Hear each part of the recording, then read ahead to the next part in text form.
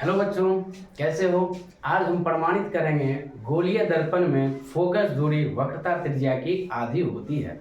बच्चों, हम जैसा कि जानते हैं गोलीय दर्पण दो प्रकार के होते हैं, अवतल दर्पण और उत्तल दर्पण। आज हम प्रमाणित करेंगे अवतल दर्पण में फोकस दूरी वक्रता त्रिज्या की आधी होती है। तो सबसे पहले प्रमाणित करने के लिए हम एक अवतल दर्पण की रचना करते हैं। एम डैश एक अवतल दर्पण है जिसमें फोकस F, वक्रता केंद्र C, ध्रुव P है। मुख्य अक्ष CP के समांतर हमने AB एक किरण खींची है जो दर्पण के B बिंदु पर आपतित होती है तथा फोकस F से परावर्तित हो जाती है। बच्चों, हम जैसा कि रचना में किए हैं वैसा हम लिखते हैं। माना कि एम डैश एक अवतल दर्पण है जिसकी फोकस F तथा वक्रता केंद्र C है। दर्पण के मुख्य अक्ष CP के समांतर AB किरण दर्पण के B बिंदु पर आपतित होती है। AB किरण दर्पण के B बिंदु पर आपतित होती है तथा फोकस F से परावर्तित हो जाती है। दर्शाना है F बराबर R/2 अर्थात फोकस दूरी वक्रता त्रिज्या की आधी होती है। रचना से C से B पर लंब डाला। रचना से वक्रता केंद्र C से B पर लंब डाला। प्रमाण में प्रमाण से पहले हम जानेंगे कि फोकस दूरी और वक्रता त्रिज्या क्या होती है। बच्चों, फोकस और ध्रुव के बीच की दूरी को फोकस दूरी, वक्रता केंद्र और ध्रुव के बीच की दूरी को वक्रता त्रिज्या कहते हैं। फोकस दूरी को F और वक्रता त्रिज्या को R से सूचित किया जाता है। प्रमाण में हम देखते हैं परावर्तन के नियम से। बच्चों, हम जानते हैं परावर्तन के दूसरे नियम से आपतन कोण परावर्तन कोण के बराबर होता है। आपतन कोण यहाँ पर A और B आपतित किरण है और B F परावर्तित किरण है जिसके बीच CV अभिलंब है।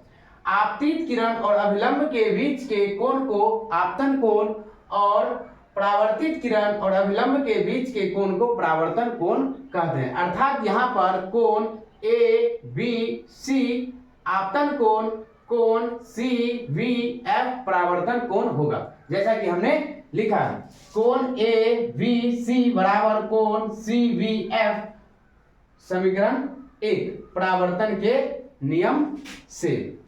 एकांतर कोण किसे कहते हैं? एकांतर कोण जब कोई दो किरण आपस में समांतर हो तो उसे एक तीसरी तिर्यक छेदी रेखा प्रतिच्छेद करे तो उसका एकांतर कोण बराबर होता है।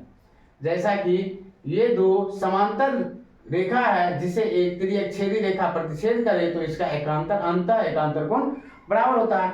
वही कॉन्सेप्ट यहाँ पर है कि CP के समांतर AB किरण है तथा अभिलंब CV तिर्यक छेदी रेखा की तरह कार्य कर रहा है तो ये कोण और ये कोण एकांतर कोण कहलाएगा।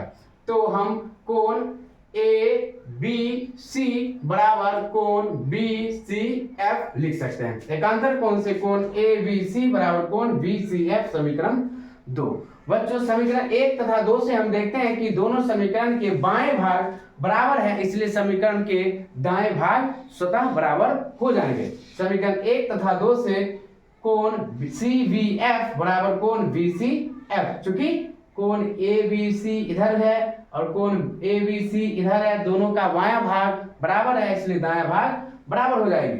कोण CVF बराबर कोण BCF।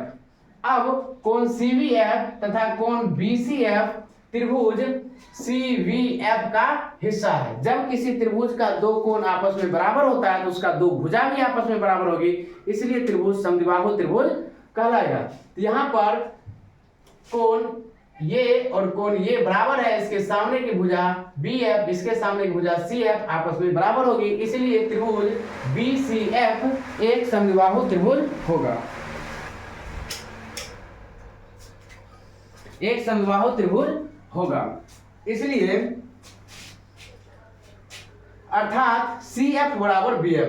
CF समद्विबाहु त्रिभुज ये होगा, इसलिए इस कोण के सामने की भुजा CF और इस कोण के सामने की भुजा BF आपस में बराबर होगा, इसलिए CF बराबर BF, समीकरण 3। जब बी बिंदु पी के नजदीक हो, जब बी बिंदु पी के नजदीक हो। कब होगा बी बिंदु पी के नजदीक? तब होगा जब ए बी समांतर किरण मुख्य अक्ष के काफी करीब हो, तब एफ पी बराबर होगा बी एफ के। एफ पी बराबर बी एफ। समीकरण 4, समीकरण 3 तथा 4 से हम देखते हैं कि समीकरण के दोनों समीकरण के दायां भाग बराबर है, इसलिए बायां भाग भी बराबर होगा, अर्थात सी एफ बराबर एफ पी। अब सी पी प्राप्त करने के लिए हम सी एफ और एफ पी को जोड़ते हैं, सी एफ और एफ पी को जोड़ते हैं। सी पी बराबर C F plus F P. C P बराबर सी एफ की जगह हम एफ पी लिख सकते हैं, चूंकि सी एफ बराबर एफ पी है, एफ पी प्लस ये एफ पी। सी पी बराबर 2fp। अब सीपी को हम सीपी को वक्रता त्रिज्या कहते हैं और एफ पी को फोकस दूरी कहते हैं, जिसे एफ से सूचित करते हैं, वक्रता त्रिज्या को आर से।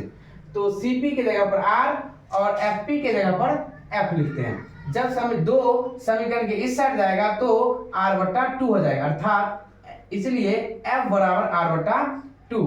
अतः फोकस दूरी वक्रता त्रिज्या की आधी होती है। यहाँ पर प्राप्त हो गया फोकस बराबर आर बटा 2, अर्थात फोकस दूरी वक्रता त्रिज्या की आधी होती है। ठीक है।